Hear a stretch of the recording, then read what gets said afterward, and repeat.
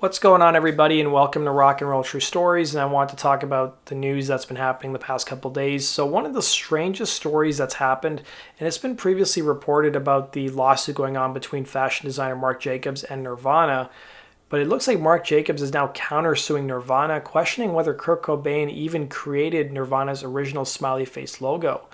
So he's apparently looking to invalidate Nirvana's right to the iconic designs. So if you guys remember, last December, Nirvana brought a lawsuit against designer Marc Jacobs, accusing the fashion designer of using the band's smiley face on one of his t-shirts, and Jacobs is now hitting back, countersuing the band, according to the Hollywood Reporter. So Jacobs' suit calls into question whether Nirvana frontman Kurt Cobain actually created the original logo in the first place. And by allowing Nirvana to move forward with their 2018 lawsuit, a California court affirmed that the band owned a copyright registration to the smiley face image. And for his defense, Jacobs could have even tried to argue that his t-shirt was not infringing on Nirvana's design.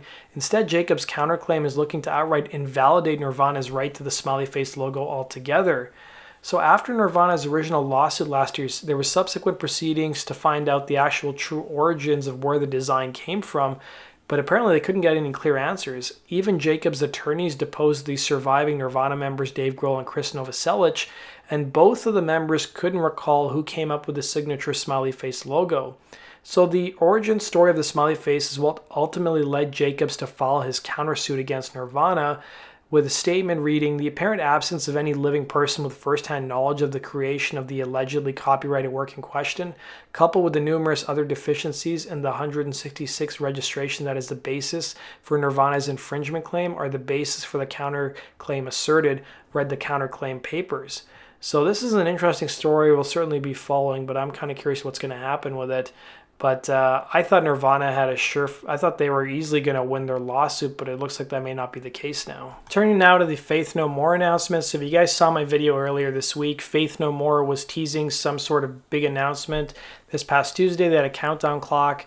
Some people speculated it could be new music being announced, but it looks like Faith No More has announced their first 2020 tour dates, which will be happening in Europe. So they've so far announced 3 dates. One's going to be on June 13th at Punchestown, Ireland, the Sunstroke Festival, June 20th in France at Hellfest, and then they're going to be playing June 26th in Oslo, Norway at Tons of Rock. It's also expected that more European shows will be announced, but it was kind of surprising that they didn't announce any new music. If you guys remember last year, keyboardist Roddy Bottum said that he's been making new music with his Faith No More bandmates Mike Borden and Billy Gould, saying, "I'll periodically go to San Francisco and make music with those guys." He went on to say, "What we do is really special, unique, that we kind of share, especially like me and Mike Borden and Billy. We were super young. We were like 18 or 19 years old when we started making music.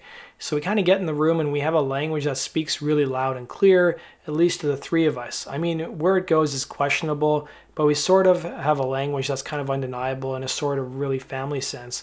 And I think we all acknowledge that it's not something that any of us want to turn our backs on.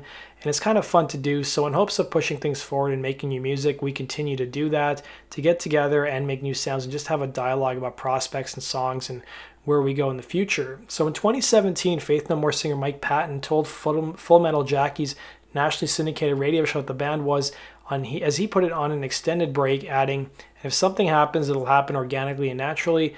He also added a bit of skepticism in the same interview, saying, "I kind of feel like we've tipped the scales a bit, but we'll see. But I don't kind of think it will happen, but who knows? I've learned my lesson not to say no." But he also stressed that he didn't close any doors on future shows with Faith No More, saying it's one of those things, it's kind of like going to a family reunion and you get along with your uncle and then you're like, "Oh, we're going to go to the next barbecue. Okay, fine," he said.